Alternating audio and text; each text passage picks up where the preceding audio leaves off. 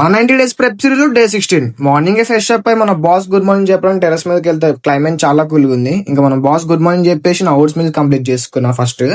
ఇంకా షాప్ కి వెళ్ళిపోయి చికెన్ సోయా చింగ్స్ కట్ తెచ్చుకొని నా సెకండ్ మీల్ కంప్లీట్ చేసుకున్నా. కాసేపు రెస్ట్ తీసుకొని థర్డ్ మీల్ కంప్లీట్ చేసుకొని జిమ్ కి వెళ్ళిపోతాం అనుకున్నా. కానీ ఈరోజు లేట్ అయింది, 6:30కి వెళ్దాం అంటే వర్షం పడ్డది. అయినా సరే జిమ్ కి వెళ్ళిపోయినా. ఈరోజు బ్యాక్ ఉంది బైసప్ వర్కౌట్. ఎక్కువ వీడియోలు తీసుకోలే, మొత్తం 4 వేరియేషన్ చేసిన.